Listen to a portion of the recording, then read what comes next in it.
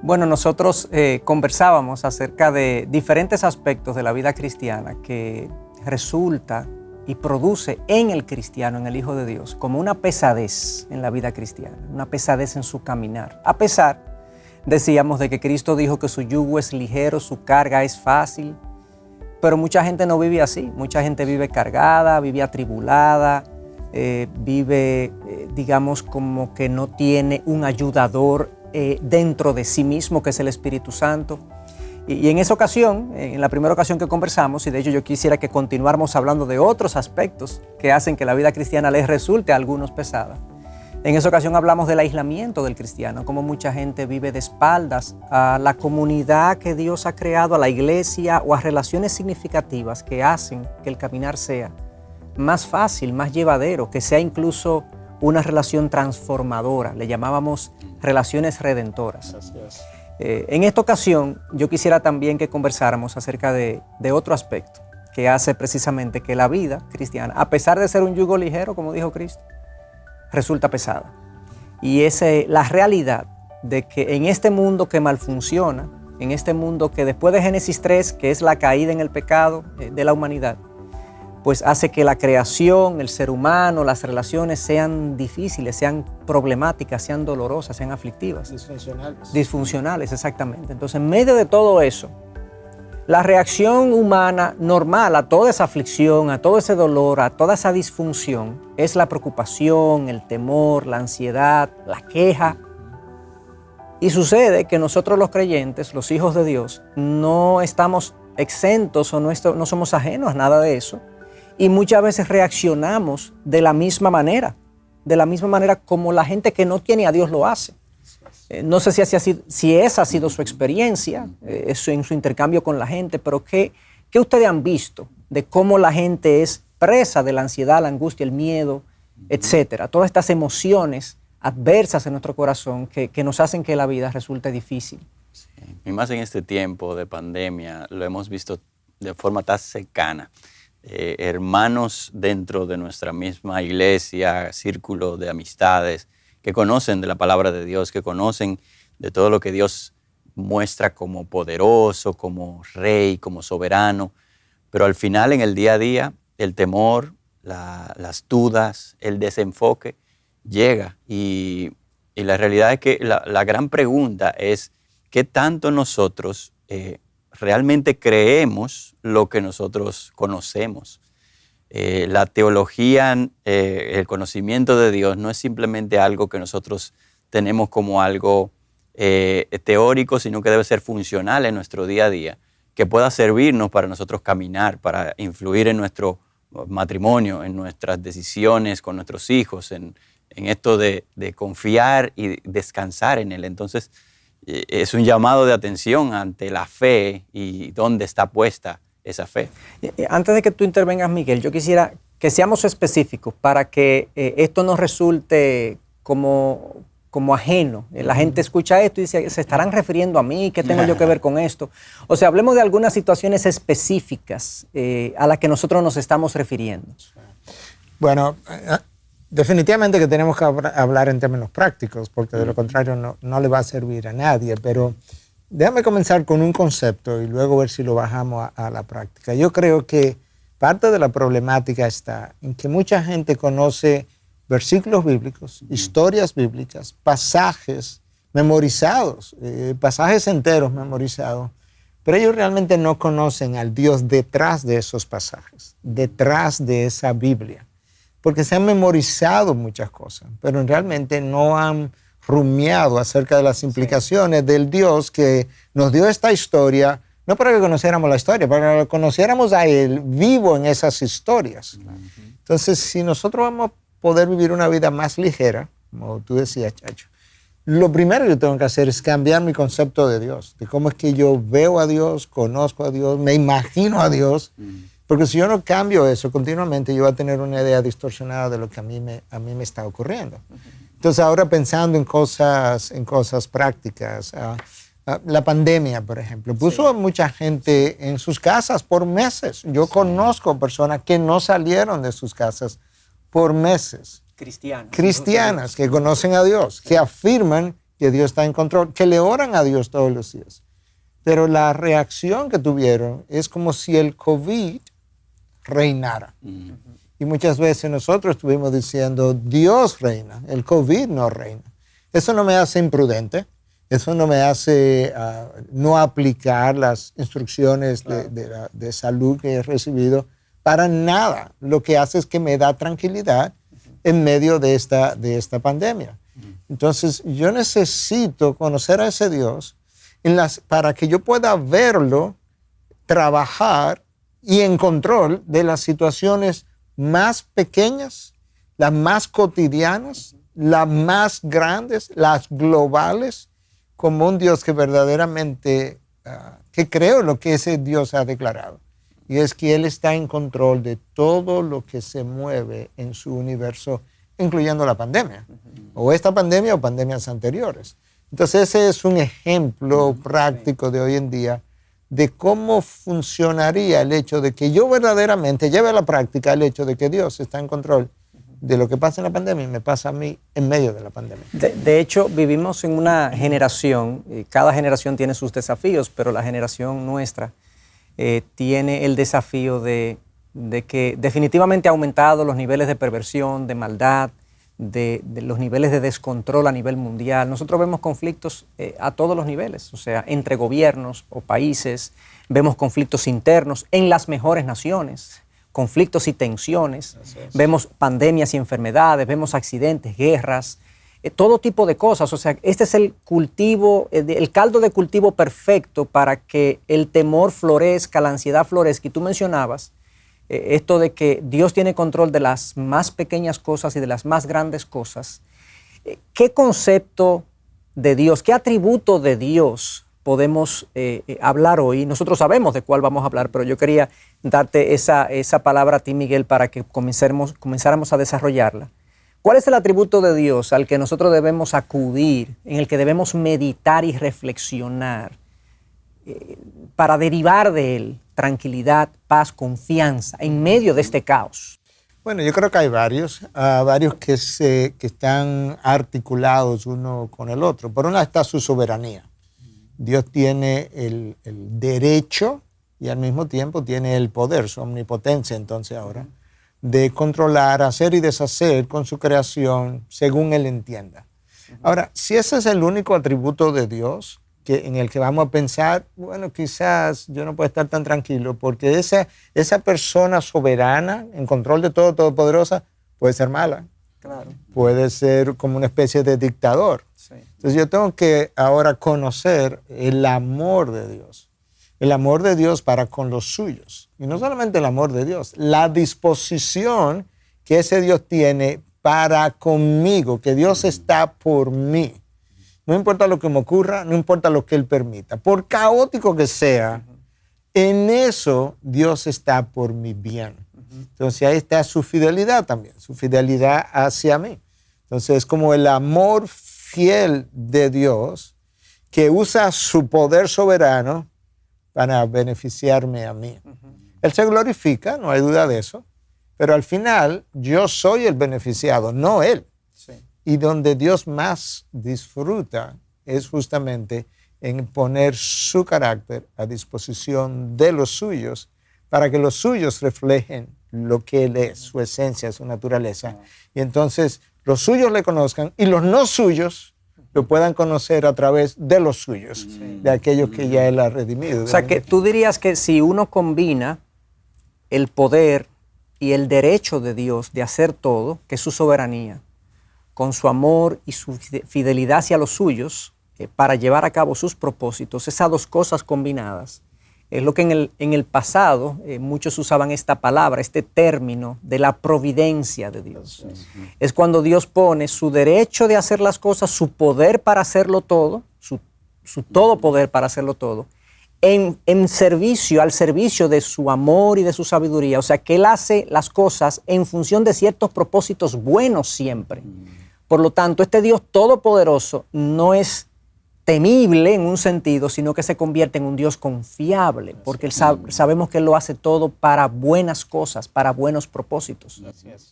Y esta providencia no solamente se manifiesta en los creyentes, esta providencia es sobre todo ser humano. La Biblia habla de que Él hace llover sobre justos e injustos, sobre buenos y malos. Y esto es un beneficio que el creyente tiene de conocer a este Dios y poder entonces adorarlo, pero también estar en paz y tranquilidad. El que no le conoce, el que no le cree, no puede entender esta providencia y entonces puede llegar a esta tensión, a esta ansiedad y a este sin propósito que muchas personas tienen. Entonces, nosotros como creyentes debemos ahondar nuestro conocimiento práctico de la providencia de Dios. Yo me pregunto muchas veces si Dios no permite muchas veces que nosotros pasemos por momentos así como una pandemia o una enfermedad o situaciones que no tenemos para nada el control, para desnudarnos y hacernos ver que realmente hay mucha teoría en nuestra mente y que es necesario que la pongamos en práctica ahora. Yo recuerdo personalmente que yo le he aconsejado mucho en el pasado a muchas personas con esa frase que nosotros decimos: Dios está en control, tranquilo. Pero en un momento X en mi vida, recuerdo con mi esposa perdimos a nuestro primer bebé y ese día que el doctor me dijo, mira, puede fallecer y estas son las posibilidades. Yo me acerqué a la ventana de la clínica mirando hacia afuera y yo me dije a mí mismo, Dios está en control.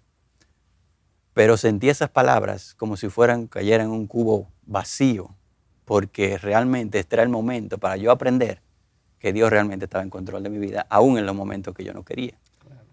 Bueno, la realidad es que yo no aprendo experiencialmente, si podríamos decir, y no es una palabra exactamente en español, pero bueno, una transliteración del inglés. Yo no aprendo de ese Dios, de que Él está en control, hasta que yo me encuentro fuera de control. Sí.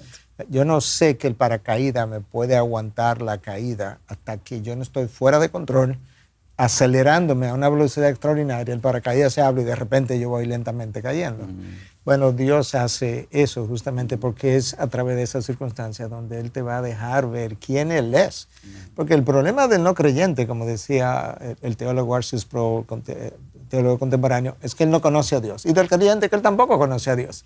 Porque no lo conoce como Dios quiere ser conocido. Está la historia de Job, que al final él dice, es que ahora es que yo te conozco, ahora es que yo había oído de ti, pero ahora es que yo te conozco. Y ciertamente hay un problema con el conocimiento de ese Dios. Pero ahorita tú dijiste algo que yo quisiera como empujarlo un poquito más allá, cuando hablaba de que la soberanía de Dios, la providencia de Dios, perdón, incluye aún el no creyente. Bueno, no es solamente cuando Él hace llover sobre buenos y malos, es que el no creyente está a su servicio. Dios se refiere sin saberlo. Sin saberlo, claro. Sin saberlo. Nabucodonosor, un rey pagano, orgulloso, inmoral, arrogante, y Dios le llama Nabucodonosor mi siervo. Luego Darío es otro Ciro de los reyes, ¿verdad? Citado en el tiempo en que el pueblo de Israel ya va a regresar, ya estaba en el exilio en Babilonia, y él le llama a Darío o a Ciro mi siervo también. Dios dice en el Salmo 66 que Él vela sobre las naciones, sobre todas las naciones. En Daniel 4, que Él gobierna sobre los reinos de la tierra y se los da a quien Él quiera. Literalmente. Y quita y pone reyes. Dios quita y pone reyes. De manera que no solamente Dios está en control como de la creación en general, Dios está en control de los seres humanos, de aquellos que han creído en Él y de aquellos que no han creído en Él, de las autoridades y presidentes actuales, de los buenos y de los malos. Y yo creo que eso es una realidad que nos debe dar. Claro, el problema es que a veces nosotros es un concepto tan impresionante, tan majestuoso, tan imposible para un ser humano lograrlo, Aún concebirlo, que la reacción es como de escepticismo y de falta de fe. Como tú decías, Dios está en control, tú se lo dijiste a mucha gente, pero cuando te tocó a ti experimentar el dolor y decirte a ti mismo, Dios está en control, como que resulta difícil. Porque también, además de que es un concepto muy elevado para nosotros, resulta que la tendencia natural de nosotros a pensar de que Dios está en control es que el control de Dios implica que Dios siempre va a querer un camino de no dolor para mí. O sea, si Dios está en control, ¿por qué Él permite esta aflicción o este dolor o esta pérdida o esta enfermedad, etcétera? Y eso yo diría que es una de las cosas que hace que el cristiano luche y se sienta en su mente como confundido. ¿Cómo así? Que Dios, entonces Dios tiene control de mi aflicción. O sea, hablemos un poquito de eso. Bueno, el libro de Job está ahí para demostrarlo, pero yo quisiera que para edificación de todos, ¿verdad? Nosotros hablemos un poco de eso. O sea, Dios usa el dolor. Dios necesita el dolor para trabajar en mí. ¿Cómo así? ¿Cómo lo usa? ¿Para qué? ¿De qué manera yo puedo procesar y entender? Este dolor es bueno para mí por esta y esta razón. Entonces, hablemos de eso, porque eso es lo que mucha gente hace que se sienta confundida. Sí. Hay tantas citas en la palabra de Dios que muestran esto, o sea, incluso me voy a un momento de funerales que siempre usamos un verso, ¿verdad?, de que la casa de luto es mucho mejor que la casa de fiesta. Bueno es para mí ser afligido porque ahí la palabra de Dios se vivifica en mí. En fin, hay personajes que sufrieron, como el mismo José que mencionamos, que él en un momento X dice, ustedes trataron esto para mal, pero Dios lo ha tornado a bien para llevar bien a muchos, para llevar salvación a muchos. Entonces, yo creo que es difícil, como hemos dicho, para el ser humano en el momento y en el proceso comprender completamente cuál es el fin. Lo que sí es que al conocer a este Dios, yo voy a estar tranquilo, no importa el momento, porque sé en qué manos estoy. Es como la ilustración tan repetida que usamos de este niño sentado en un avión, teniendo al padre como piloto. Yo no sé si este avión se va a caer, pero mi papá es el piloto y yo estoy tranquilo. Entonces, es esa mezcla de yo conocer que Él está en control, pero que estoy en sufrimiento y a la vez saber de que si Él está allí, esto va a tornarse para bien. Bueno, yo creo que pensando en lo que Chacho mencionaba acerca que Dios usa el dolor, permite el dolor, envía a veces el dolor. De hecho, Dios nos hizo para experimentar dolor, literalmente hablando. Y mira una buena ilustración médica. Paul Brand fue un médico que trabajó en la India por muchos años con pacientes de lepra. Y él notó que a veces estos pacientes venían con una mano ya podrida o venían con un pie ya también hecho trizas. Y en la historia, obviamente, el problema es que la lepra mata los nervios. Entonces, este paciente tenía su mano bien, entraba la mano en el horno, cogía un Pyrex o algo así como le llamábamos, una olla súper caliente, no sentía el dolor, se quemaba, la herida sigue ahí empeorándose, infectándose, pero él no siente dolor, entonces no lo llevaba al médico. Lo mismo con un pie que yo me choco y comienza la herida. Y luego entonces él pensó, gracias a Dios por el dolor. Porque es el dolor, está en términos físicos, pero luego lo podemos aplicar a términos emocionales. El dolor lo que me lleva a mí a cuidarme de los peligros.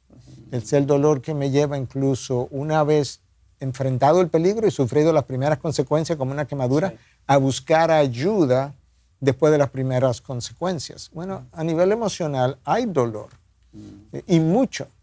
Pero ese mismo dolor es lo que me hace a mí la próxima vez mantenerme lejos quizás de eso que me produjo un dolor emocional, que a lo mejor fue una consecuencia de mi mal actuar, de mi propio pecado. O ya que lo experimenté, el dolor que siento hace que yo vaya a buscar ayuda donde alguien que pueda ayudarme a encontrarme con Dios en ese momento de dificultad y Dios poder ser la anestesia de mi dolor. De manera que el diseño de Dios en lo físico muchas veces puede ser usado como ilustración para a nivel emocional y espiritual también, cómo se dan y la necesidad que nosotros tenemos de haber sido diseñados de la manera que fuimos diseñados para experimentar dolor. Es el dolor que me lleva a buscar de Dios más íntimamente, una y otra vez. Ese es quizás uno de los más hermosos beneficios del dolor, porque nos muestra nuestro no control de la vida, nos muestra nuestra fragilidad, nos muestra nuestra caída en pecado.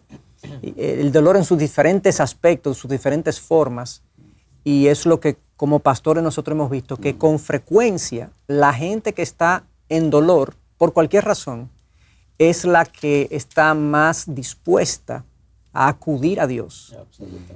Alguien decía, bueno, C.S. Lewis decía que el dolor es el megáfono de Dios a un mundo sordo. Porque muchas veces el ser humano, cuando se encuentra bien, en bonanza, en prosperidad, avanzando, pues él siente que no tiene fragilidades, que no tiene necesidades. ¿Y para qué Dios? Si Dios, ¿qué va a suplir Dios si yo siento que lo tengo todo?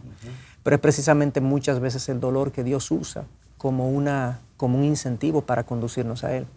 Hay un elemento importante que tiene que ver con nosotros y los demás después también. Yo recibo en medio de ese dolor su consuelo. Y ahí conozco a este Dios, ¿verdad? Como dice la palabra, Padre de misericordia, Dios de toda consolación. Y entonces esto me lleva a mí a consolar a otros porque entiendo el dolor que yo pasé y que ahora yo sé que este Dios es capaz de también consolar, brindar paz y guiar a otros en medio de ese dolor. O sea que es un fruto que a mí me beneficia porque me lleva a aprender y a madurar, pero también eso es un fruto que beneficia a otros que están alrededor mío en medio de ese dolor. Yo recuerdo, recientemente me ocurrió con uno de mis hijos que él estaba padeciendo de unos dolores estomacales en la noche y le daba malestar, no podía dormir, a veces tenía que ir al baño, devolver la comida y eso. Y recientemente él se sentía un poco con cierto malestar antes de dormirse. Y no sé cuántas veces ha ocurrido esto, pero él me dijo, papi, vamos a orar, ora por mí, por favor, porque me siento un poquito frágil y no quiero que pase una mala noche. O sea, una vez más, yo vi el dolor como una atracción, el imán que lo atrajo a él a acudir a Dios. Uno puede decir, bueno, lo hizo por interés, pero es así que nosotros venimos muchas veces a Dios, por cierto interés, y Dios en su gracia abre nuestro corazón, a pesar de que nos acercamos a Él por interés, y usa precisamente el interés nuestro para verdaderamente mostrarse como Él es. Y cuando Él se muestra como Él es, entonces es irresistible y venimos a Él definitivamente. Claro. Mira otra ilustración médico, en este caso dental. Yo tengo un dolor de muela, pero resulta que, primero, el dolor está diciendo que hay algo que no está bien conmigo. Entonces, un niño de 5, 6, 7 años, el papá o la mamá lo lleva al dentista a causarle más dolor, porque ahora hay que inyectarlo, esta aguja, imagínate, estoy ahí de 5 añitos y yo veo esta aguja enorme que viene para dentro de mi boca y que mi papá o mi papá es que me está aguantando ahí para que me causen dolor. Yo no lo puedo entender, es como, ¿qué tú estás haciendo? Qué abuso. Qué abuso, exactamente. Y luego más dolor porque la anestesia quizá no hizo todo su efecto y cuando me paro de ahí todavía más dolor, tengo que tomar calmantes y demás. Pero todo el tiempo el dolor primero actuó como alarma, el dolor luego de la anestesia fue para mi bien, para que no tuviera más dolor a la hora de trabajarme en mí. El dolor que continuó es el proceso de sanación al que yo tengo que ser sometido, que a veces a nivel emocional hay un proceso de sanación también, pero el niño aprende lo que es el cuidado, la higiene bucal, la necesidad de que las caries no se produzcan, de que no se acueste con sus dientes sucios en la medida que tú le vas enseñando. De manera que el dolor sirvió como instrumento educativo, en un momento como alarma, de que algo no andaba bien, pero luego como un instrumento educativo de que hay algo que tú tienes que hacer para mantener tu higiene bucal bien. En la vida hay cosas que yo tengo que hacer para evitar esos grandes dolores. Hay pecados que yo tengo que evitar, errores que yo no puedo cometer para evitar luego estos grandes dolores que ya yo experimenté y que me hicieron ver, eso no te va a ir bien por ese camino. Imagínate la ausencia de dolor. Que pudiéramos pensar en dolores todavía como la vergüenza, la culpa. Es un tipo de dolor distinto. Claro. Me sentí avergonzado. ¿Qué pasó? Entonces ahí yo reflexiono. ¿Será que le estoy dando mucho valor a mi apariencia cuando no debería darle tanto valor? Cosas así. O a la opinión tuya, la opinión de los demás, la opinión de los demás, la opinión de los hombres. O es que yo tengo una cierta idolatría hacia mí, de manera que si me dicen que estoy un poco gordito o gordita, ¿verdad? En el caso de las mujeres que a veces se sienten, es que le estoy dando tanta importancia a lo físico. Bueno, ese dolor me lleva a la reflexión. Sí. Es un regalo de Dios al final del camino para nosotros en un mundo caído. Claro. Una vez estemos en el otro mundo, no necesitamos ese dolor, no lo vamos a experimentar. Pero en este mundo es necesario, es un mecanismo de protección para nosotros. Y sucede que a mí me pasa como padre, yo me imagino que le pasa a mucha gente y en otros aspectos de la vida también. Hay muchas cosas normales de la vida que precisamente producto de nuestro temor al dolor, porque no entendemos todas estas cosas y no entendemos cómo Dios usa el dolor, nosotros nos volvemos gente sumamente aprensiva y histérica. A veces nuestros hijos van a la universidad y a nosotros nos preocupa.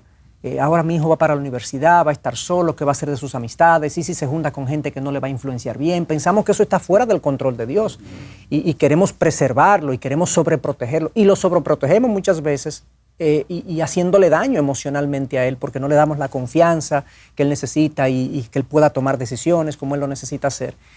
Hay cosas sencillas como, por ejemplo, viajar de una ciudad a otra, que hay gente que dice, no puedo viajar de esta manera porque eso es muy peligroso, y se cohíbe de hacer cosas normales, porque precisamente vive atemorizada, precisamente porque entiende que Dios no tiene control. Yo quería, dentro de ese mismo aspecto, estamos hablando de la providencia de Dios, del buen control que Dios tiene de todo, en función de sus propósitos. Y hablamos de este tema del dolor, de cómo Dios lo usa. Pero hay personas que piensan, bueno, de acuerdo, yo lo entiendo, yo lo puedo ver, cómo Dios usa estas aflicciones para construir en mí un carácter, una forma de ser y demás. Pero ¿será que Dios usa también el pecado que se comete contra mí o este mundo que está tan perdido? ¿Será que Dios usa eso, los gobiernos tiránicos y los gobiernos corruptos y perversos? Hoy en día estamos hablando mucho de eso, de cómo hay toda una ideología de género que trata de pervertir la mente de nuestros hijos, la mente de la sociedad. Y nosotros sentimos como que nos sentimos abrumados muchas veces. ¿Será que Dios usa también y permite ese pecado para propósitos que Él solamente conoce? ¿Cómo manejo yo entonces esas ansiedades, producto del pecado que yo veo proliferar? Hay gente que excusa a Dios, dice Dios no tiene nada que ver con el pecado, porque la Biblia dice, hay un pasaje en Santiago que dice que Dios no es el autor de pecado y nunca ha sido tentado ni Él tienta a nadie. Entonces no podemos decir que Dios está usando el pecado, está usando estas perversiones para sus propósitos. ¿Cómo podemos hablar de eso entonces? Por turno, por favor. Hay múltiples ejemplos en la palabra, pero yo creo que uno que todo el mundo conoce y que es fácil de ver tiene que ver con el mayor pecado que pueda cometerse en el universo, y es tomar al Hijo de Dios, a Dios encarnado, clavarlo en una cruz.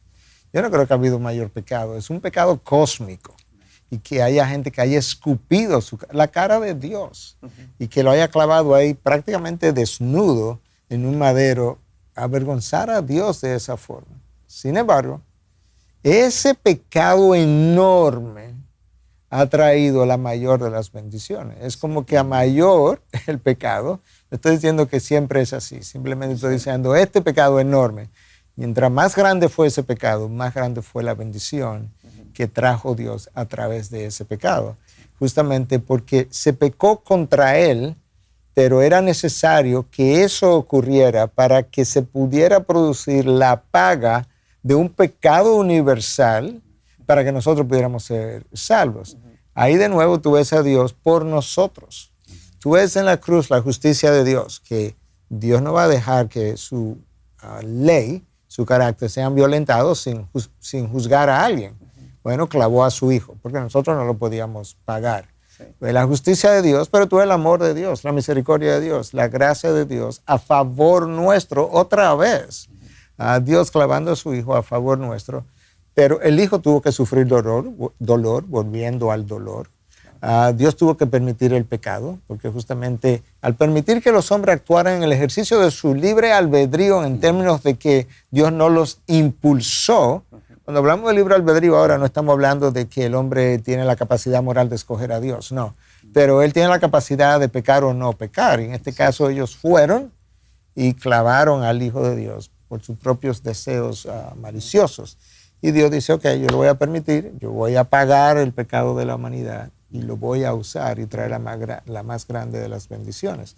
De manera que sí, cuando hablamos de la providencia de Dios, es el control. De hecho, la mejor forma de pensarlo es el gobierno absoluto de Dios sobre la naturaleza, sobre los seres humanos, sobre los eventos de la historia, sobre las cosas más pequeñas, que Él las ordena todas como si fuera un rompecabezas, para que al final el rompecabezas tenga la imagen que Él se propuso que luciera cuando Él estaba colocando las piezas, o un tapiz que Él está entretejiendo.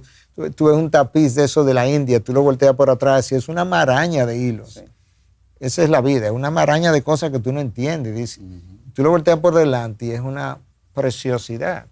Bueno, ese es Dios entretejiendo los eventos de la historia y esa es su providencia. Cuando tú lo explicas así, resulta otra vez como inalcanzable. Es ese sentimiento como, ¿cómo puede ser? O sea, ¿cómo puede ser que Dios tenga tal nivel de control y tenga tal nivel de sabiduría como para anticiparse, no solamente anticiparse, sino orquestar todos los eventos simultáneamente del universo, de la Tierra, de las decisiones y voluntades humanas, con un fin ulterior, con un fin específico que Él tiene? Hay un pasaje en el libro de los Salmos, muchos lo conocen, ustedes lo conocen, donde el salmista describe su propia creación y dice, bueno, entretejido fui en el vientre de mi madre y maravillosamente fui hecho, y estoy parafraseando el texto, y él dice, tú estás en todo lugar, si subo a los cielos allí estás tú, si bajo el Seol allí estás tú, tú me cubres por delante y por detrás, y él concluye diciendo, tal conocimiento es demasiado maravilloso para mí, yo no puedo entenderlo. Es exactamente lo que experimenta Pablo más adelante en el libro de Romanos, que luego de presentar el plan de redención, él termina exclamando que la sabiduría de Dios es inescrutable, es inalcanzable, es gloriosa, y termina alabando a Dios. Y cuando uno habla de esto, de la providencia, de la capacidad que Dios tiene de orquestar absolutamente todo, lo doloroso, lo pecaminoso, lo grande, lo pequeño. Yo quisiera que habláramos de lo pequeño en un momentito. Lo bondadoso. Lo bondadoso. Bueno, y lo que nosotros pensamos que no puede venir de Él, todo lo usa con un propósito de glorificarse Él con sus buenos propósitos. O sea, es demasiado maravilloso. Es una doctrina que lleva a uno como a postrarse y a rendirse. Dice, oh, Señor, perdóname que yo no lo he creído así. Porque eso la Biblia lo habla una y otra vez. Y lo leemos y lo aplaudimos. A veces leemos la historia de David, por ejemplo, y vemos cómo la piedra cayó exactamente en la frente de Goliat. Y a veces no nos preguntamos, ¿cómo así?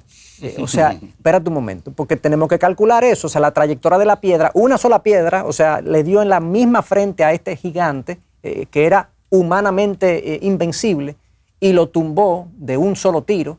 O la historia de Acab. Acab sale corriendo, un rey malísimo en Israel, esposo de Jezabel, se está escondiendo en medio de una batalla, cambia la armadura del rey por la de un soldado, se disfraza para que él no sea descubierto, sale corriendo y hay un soldado que toma un arco y una flecha y la dispara al aire al azar. Sí. Y la flecha viaja directamente y viene en una abertura de la armadura y se clava en el pecho de Acab y mata a Acab. Y tú dices... ¿Y eso de dónde vino?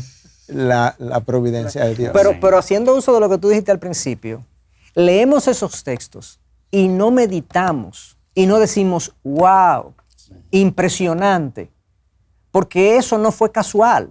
Y eso está escrito de esa manera para que nosotros nos percatemos. Ya Dios se había dispuesto que Acab ya iba a terminar su existencia aquí, y Dios dijo, así que yo me lo voy a llevar, y Dios orquestó eso de manera específica, así de... detallista es el control de Dios de su creación y de su universo. O sea, cada vez que se mencionan ejemplos como ese, me lleva a la pregunta, porque tú haces pausas y tú dices, y es que nos detenemos a pensar este Dios que está detrás de esto. Y es que tal vez nosotros estamos exponiéndonos a la palabra de Dios sin esa actitud de nosotros detenernos y ver al Dios que controló todos esos eventos. Tal vez lo leemos como una historia más y decimos, se murió ese, qué bueno, pero no vemos al Dios que realmente dirigió la flecha, movió a la piedra y en fin, todo lo que ocurrió en la historia fue Él que lo hizo. Cuando nosotros tuviéramos una disposición así ante la palabra de Dios, yo creo que saldríamos más alentados, más fortalecidos para afrontar el día a día. Porque cuando me encuentre con un tapón, como decimos aquí en Dominicana, un congestionamiento del tránsito, yo no le voy a echar la culpa a eso a la gente, a las personas que están allí. Exactamente. Yo voy a pensar en el Dios que gobierna todos los detalles y voy entonces a tener confianza en Él. El fruto del Espíritu va a salir más de mí debido a que voy a tener más paz, más paciencia, más gozo en mi día a día. Entonces, debe haber una disposición diferente para estudiar la palabra también, conocer a ese Dios. Pensando en la queja de la que tú hablabas, en un congestionamiento de tránsito, eso es algo que es importante que nosotros reconozcamos, porque Dios dice en su palabra, comienza en Éxodo a revelar esto, cuando el pueblo judío estaba en el desierto y se quejaba contra él. Bueno, fueron y se quejaron contra Moisés. Se quejaban no contra Dios, se quejaban de los alimentos, de Moisés, de que no había agua, se quejaban a nivel general. Exacto, a nivel aquí abajo. Y Dios dice entonces. Moisés primero comienza diciendo, pero no es contra mí que ustedes están quejando, es contra Dios. Porque quien lo sacó al desierto fue Dios. Quien lo tiene en esta condición. Quien lo tiene en esta condición es Dios. Quien me eligió a mí para dirigir a ustedes es Dios. Entonces, hablen con Él. Vaya donde Él. Y cuando yo tengo dificultades, o nosotros en general tenemos dificultades con los hijos, con el esposo, con la esposa, en la iglesia, en el trabajo, yo no creo que Dios está ahí. Yo no creo que Dios está obrando en medio de esas dificultades. Y tampoco veo que mi queja continua es contra el Dios que me tiene en esa situación. No solamente que me tiene, que desde mi nacimiento ha venido orquestando circunstancias para que ese día, en ese año, en ese momento, yo me encuentre exactamente donde yo estoy. Y decía el gran predicador Spurgeon, si hubiera un mejor camino de Dios llevarte de donde tú estás, a donde Él quiere llevarte, el amor divino de Dios te tuviera en ese otro camino. Exacto. Estás ahí porque es ahí que Él te quiere. Ahí que Él te quiere y ese es el camino que Él entiende que te va a llevar donde Él quiere. Si te deja en otro camino, no llegas. Miguel, entender eso es liberador. Total. O sea, cuando uno entiende, yo estoy en las manos de Dios absolutamente en todos los aspectos de mi vida, uno siente como un descanso. Uno deja de pelear y de pulsear contra las circunstancias. Claro, en la medida de lo posible, si yo estoy en la capacidad de cambiar alguna circunstancia desfavorable, yo trato y trabajo para ello, pero al final el resultado es de Dios. Definitivamente. Haciendo alusión a lo que tú mencionas, de este Dios que todo lo orquesta y que tuvo a los judíos de la manera que lo tuvo, yo quería leer un pasaje que a mí particularmente siempre ha sido uno de mis pasajes preferidos en Mateo 10:29, cuando Cristo le dice a los discípulos que no le teman al hombre, sino que le teman a Dios, que puede echar el alma de ellos al infierno y demás. Y dice, no se venden 2 pajarillos por una monedita, y sin embargo ni uno de ellos caerá a tierra sin permitirlo el Padre.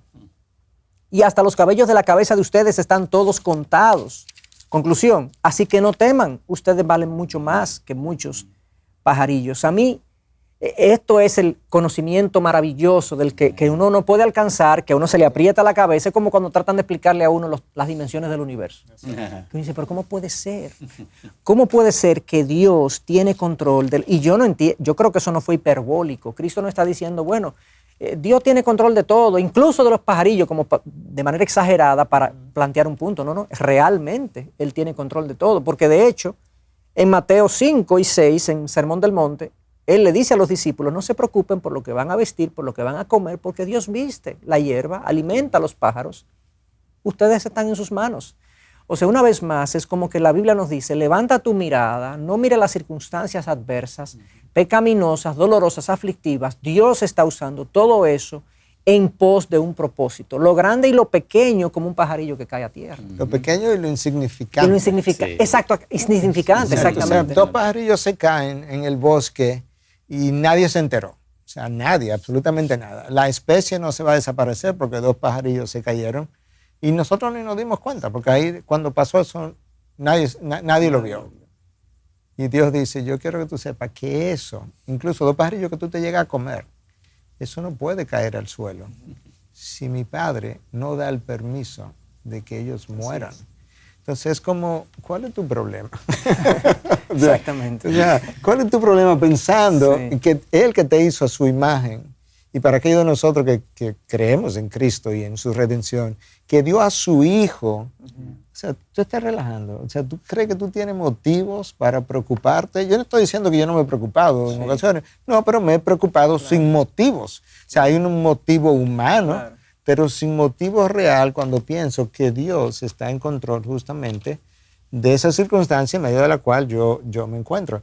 Y ahorita cuando tú decías que era liberador pensar en eso, definitivamente que es liberador. Y al mismo tiempo es sobrio en este sentido. La queja no es simplemente una queja. O sea, no tiene un aspecto simplemente emocional. Tiene un aspecto teológico pesado. Sí. O sea, yo he dejado de creer en la bondad de Dios para conmigo. He dejado de creer en la gracia de Dios para conmigo. Yo no creo que Dios está por mí. Sí. Yo no me merezco esta circunstancia. Y si Dios lo cree así, pues Él es un juez malo. O sea, es el cuestionamiento del carácter de Dios en medio de estas dificultades. Yo no estoy diciendo que no hay circunstancias difíciles y dolorosas. No hay muchas en las que yo no he estado y que no quisiera estar. Pero si yo estoy y comienzo a quejarme, es el rol de ustedes como amigos míos, copastores, miembros de la iglesia, miembros de la comunidad redentora de la que hablábamos, tienen que venir a recordarme, Miguel, mira, queremos estar contigo, queremos sentir contigo. Y es verdad, tu dolor es difícil, pero Dios. Así es. Recuérdate a Dios, recuérdate lo que tú has enseñado, recuérdate lo que tú has creído. Y quizá ustedes me ayudan a reenfocarme, porque a veces simplemente un desenfoque que me ha producido todas estas emociones humanas, caídas, pero que tienen una implicación pecaminosa también. Claro. Es que cuando hablamos de la queja, y definitivamente, o sea, eso hace abrir los ojos de que no es contra el humano, sino contra Dios mismo. Debiera llevarnos, ¿verdad?, a quejarnos menos. Pero yo estoy pensando ahora mismo, y Chacho iniciaba esta reunión motivándonos a que fuéramos bien prácticos en ejemplos. Y yo he escuchado y también yo mismo me he quejado, por ejemplo, de la familia o los padres que tengo, de la esposa, en el caso de mujer, esposo que tengo, de los hijos que me ha tocado, del lugar de trabajo donde estoy. Y así podemos hacer una lista. Y las quejas ante todas esas situaciones es contra el Dios que soberanamente y en su bondad, en sus propósitos me tiene allí. Ahora viene la inquietud, con lo cual, ¿verdad?, esta primera parte estamos de acuerdo. Ahora la siguiente es, el pecado del hombre, Dios lo utiliza, pero eso no exime el que el hombre es responsable de ese pecado, ¿verdad? Su providencia y su soberanía, controlando aún el pecado, no quiere decir que un faraón no fuera a ser juzgado, aunque fuera un instrumento de Dios para glorificarse. Sí, un Nabucodonosor, o incluso mi familia, incluso. O un avión que me dejó y el piloto fue porque estaba bebiendo y salimos tarde. Dios soberanamente orquestó todo eso y yo debo dar gracias y adorar al Señor. Pero hay responsables en esa lista que Dios también llamará a cuentas, ¿cierto? Definitivamente. Lo hermoso de Dios es que Él no nos hizo robots, porque nos hizo a su imagen. Al hacernos a su imagen, nos dejó con una voluntad para elegir. Por tanto, ese piloto al que tú te referías, él podía elegir entre emborracharse y no emborracharse. Yo puedo elegir entre estudiar y no estudiar. Y Dios está hasta cierto punto respetando, por así decirlo, esas elecciones para luego demostrarme que independientemente de cómo yo elija, yo no voy a poder interrumpir su plan soberano. Eso es como en un juego de pelota o un juego de fútbol, dependiendo de dónde nos estén viendo y oyendo, los corredores tienen cierta libertad. Los de tenis para mí. Los de tenis tienen cierta libertad de moverse, ¿verdad? Pero hay un manager, hay un coach, dependiendo, que te va a decir lo que debes hacer. Puede ser que tú decidas desobedecerlo y tú tienes la libertad de desobedecerlo, pero tú no vas a durar mucho en el juego, porque obviamente no estás siguiendo las instrucciones. En el caso de los que jugamos o de los que sabemos de pelota en el mundo donde vivimos, tú puedes correr, la gente que está en los outfields, como le llamamos, puede correr, pero hay una pared que cuando tú llegas a ella, y lo hemos visto a veces, el corredor se choca con la pared. Esa es la soberanía de Dios. O sea, ahí hay una libertad hasta donde Dios haya acercado tu libertad. Y te dice, dentro de eso te puedes mover libremente. Pero cuando te choques con mi soberanía, es para atrás que tú vas. Y eso tú lo ves en la vida de Jonás. Él corrió, Dios lo dejó.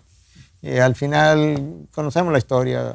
Es tirado al mar, se lo traga el pez lo deposita en Nínive, en las playas de Nínive. Él terminó haciendo la voluntad de Dios, porque se chocó con su soberanía. Sí. Y somos tan cabeza dura que volvemos y queremos a chocar contra la soberanía de Dios. Yo creo que esa idea, concepto, atributo de la providencia de Dios, del control bondadoso de Dios de todas las cosas, nos lleva por un lado a la gratitud constante, porque Él es que tiene control de todo y lo hace para sus buenos propósitos. Nos lleva a la confianza, pero nos lleva a la humildad también, porque ¿qué somos nosotros? O sea, tú ponías el ejemplo de este jugador que trata de pasarse de la pared y va a chocar contra la pared. Tú has usado también una ilustración con el juego del ajedrez, que a mí me encanta también, el juego del ajedrez, donde tú juegas con un contrincante que es superior a ti y literalmente ese contrincante te hace jugar, tú pensando que eres tú que estás jugando, y que en todo momento tú todavía tienes en tu mente la ilusión e idea de que tú le vas a ganar.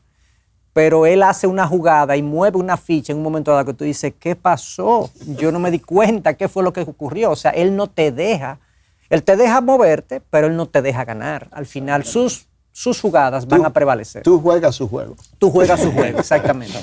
Entonces yo entiendo que nosotros, ante la providencia de Dios, que es impresionante, debemos postrarnos en humildad y decir, Señor, tú gobiernas, tú controlas. La queja yo entiendo que sería significativamente disminuida si fuéramos más humildes. Porque es que nosotros pensamos que nos merecemos las cosas, que hemos hecho cosas para ganarnos ciertos beneficios, ciertas condiciones, ciertos derechos. Pero cuando yo vivo sujeto a la providencia del Dios soberano, yo soy su siervo, yo soy su hijo, yo soy su súbdito. Bueno, haz tú conmigo lo que tú entiendas. Esa fue la oración de Cristo en Getsemaní. Haz tú conmigo lo que sea tu voluntad, no la mía. O sea, que ahorita mencionabas y hablaba del cuidado bondadoso de Dios, que tiene que ver con su providencia. En la misma palabra, la palabra providencia es una palabra compuesta pro, es a favor de. Como que yo soy pro fulano, bueno, pro es a favor de. Evidencia tiene que ver con ver. Entonces Dios está viendo a favor de nosotros. O sea, esta providencia de que estamos hablando es Dios viendo toda su creación, cómo Él la mueve de manera grande y de manera pequeña, de manera precisa, con calibraciones a veces de estas fuerzas que actúan, tú sabes, en astronomía y en física y demás, con calibraciones extraordinarias a favor de sus propósitos. Pero resulta que en sus propósitos estamos aquello que hemos creído en su sacrificio y que hemos sido redimidos, y que al final es a favor mío. Cuando hace un rato el muchacho hablaba del universo, cuando pensamos en el universo y tú no puedes imaginarte eso.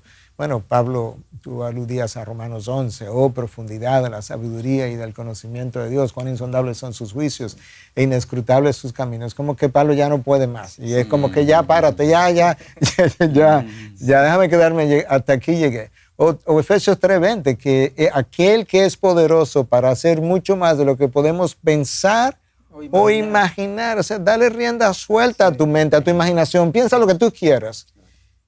Piensa hasta dónde tú puedes llegar en imaginación. Nuestro Dios está mucho más allá.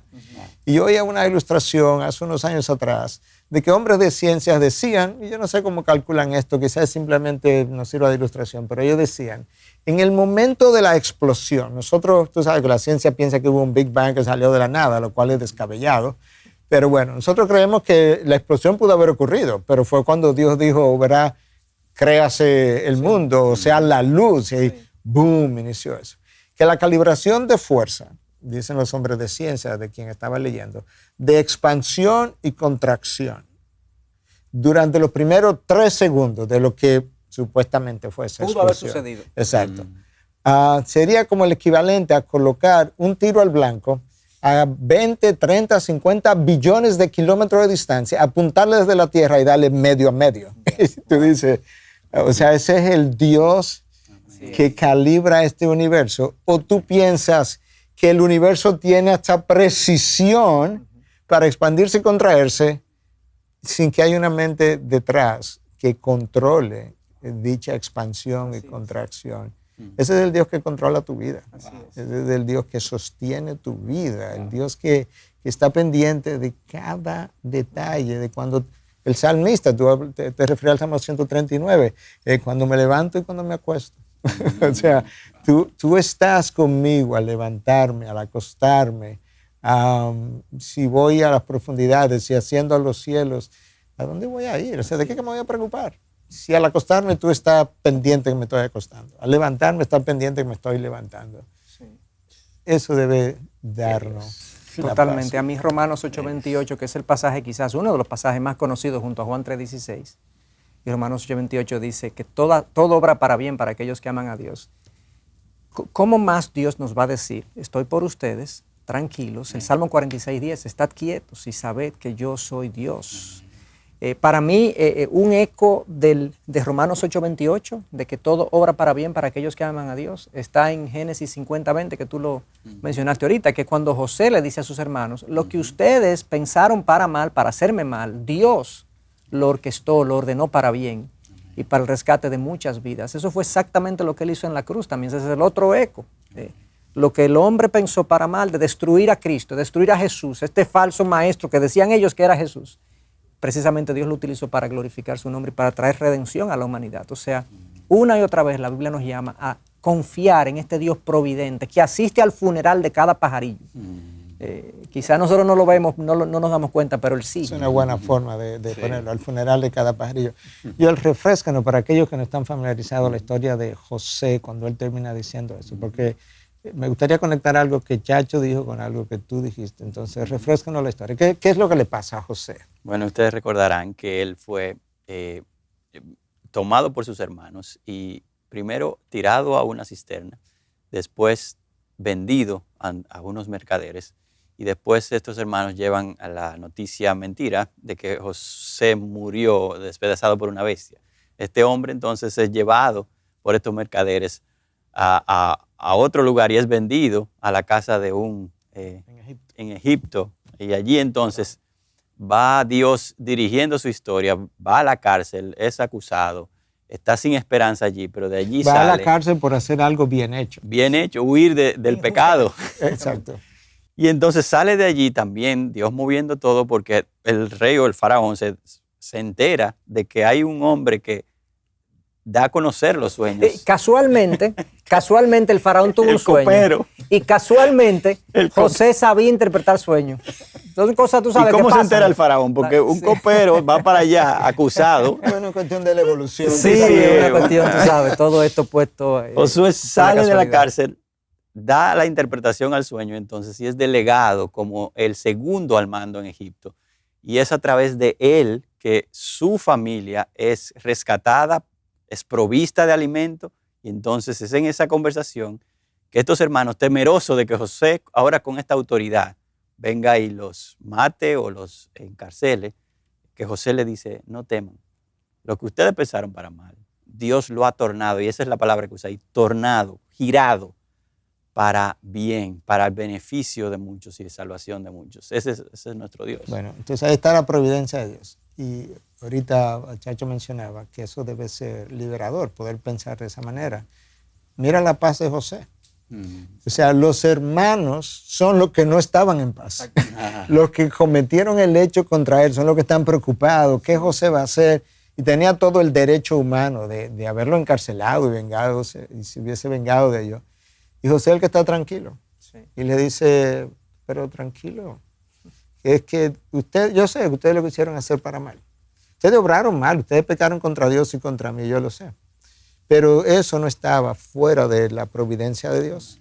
Por tanto, su pecado fue tomado en cuenta por el Creador. Y Él lo entretejió para que yo terminara en Egipto, en la cárcel, fuera de la cárcel, interpretando sueños, porque Dios quiere salvar a una nación entera. Y resulta que los 11 hermanos de José, José el número 12, eran las tribus, el origen de las 12 tribus de Israel, las cabezas De ahí nació la nación judía, que está presente todavía en el día de hoy. O sea, la nación por medio de la cual vino el Mesías. Exacto, a través de la cual vino el Mesías. Entonces, la nación judía que está presente hoy debe su existencia a algo que pasó en el libro del Génesis, con la venta de José y la preservación de estos hermanos y estas familias. ¿Eso me libera o no? Totalmente. Cuando uno no lo hace, cuando uno no descansa en esa realidad y en ese atributo de Dios, pues la vida se torna pesada. El yugo ligero, lo que debe ser un yugo ligero, una carga fácil, porque ¿qué puede ser más sencillo en un sentido? Vivir en este mundo caótico, pero confiado en un Dios que todo lo controla, para bien de sus hijos, para el bien de sus hijos, para la gloria de su nombre. Entonces, obviamente, esto es un elemento, un aspecto de la vida del creyente que yo debo revisar. ¿Será que hay poca reflexión en la palabra? ¿Será que el pueblo de Dios está consumiendo poca palabra de Dios? ¿Está meditando poco en sus atributos?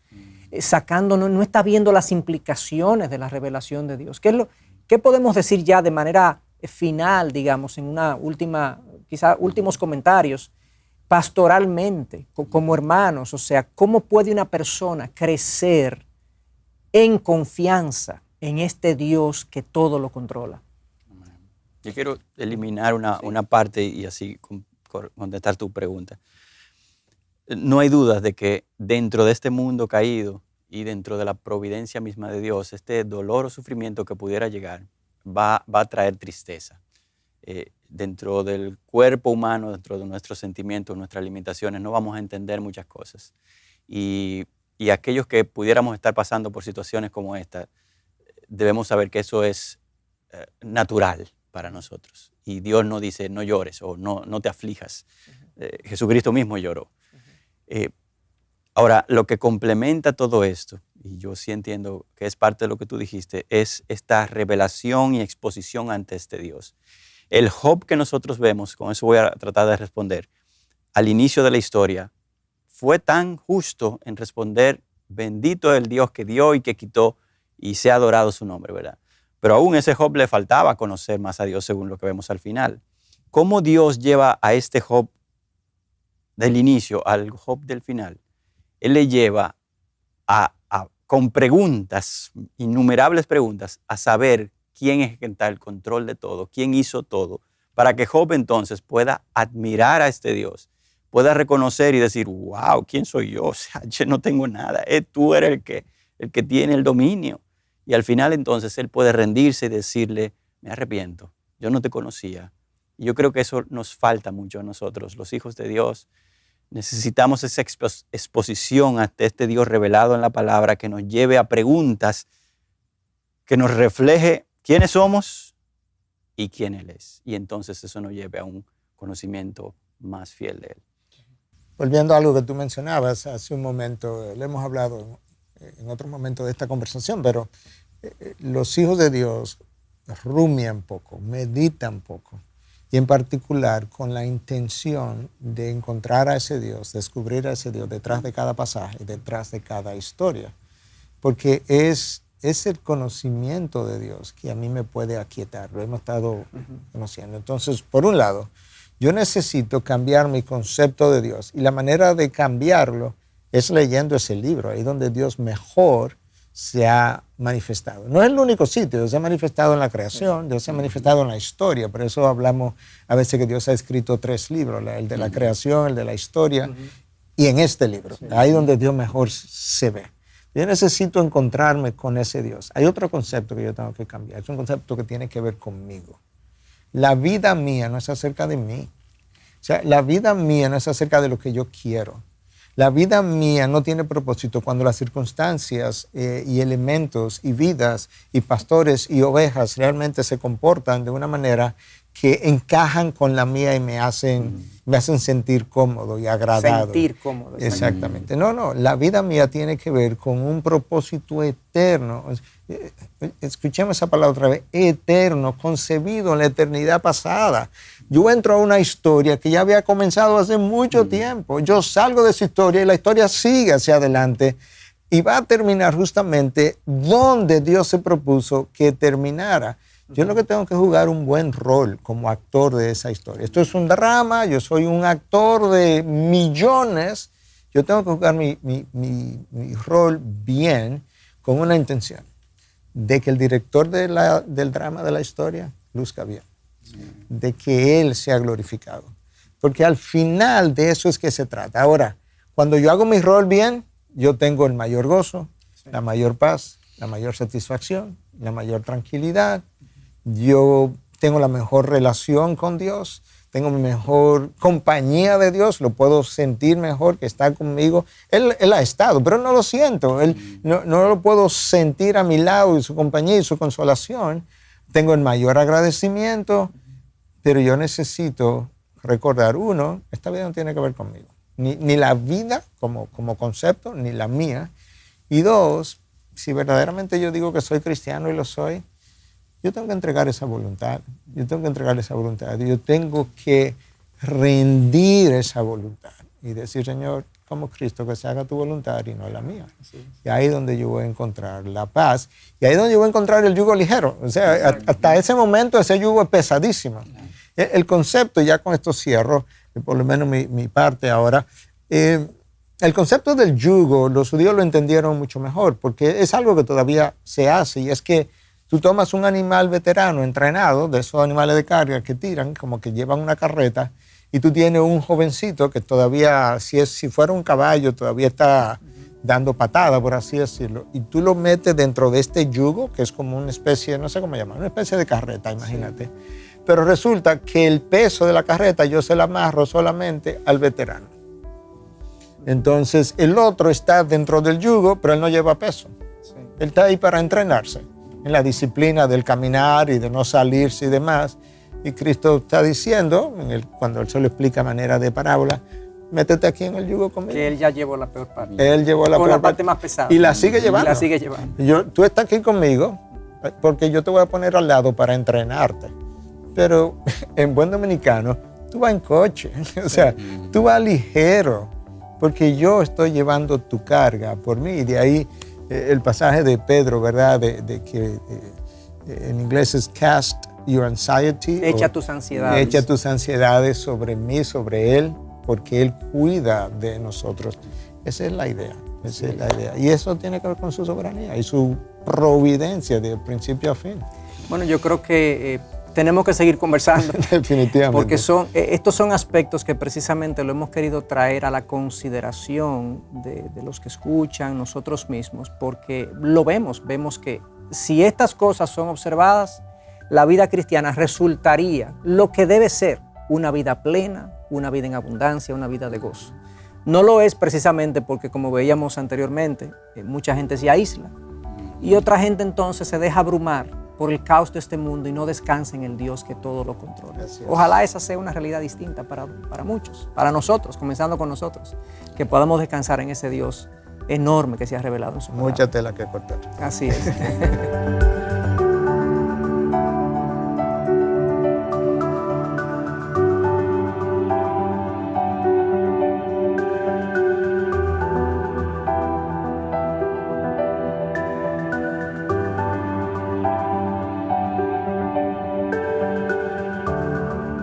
Gracias por acceder a este recurso. Espero que haya sido de gran bendición para tu vida. Te sugiero que te suscribas a este canal de forma que tú puedas recibir notificación la próxima vez que hayamos subido un nuevo recurso que pueda servirte de instrucción y bendición.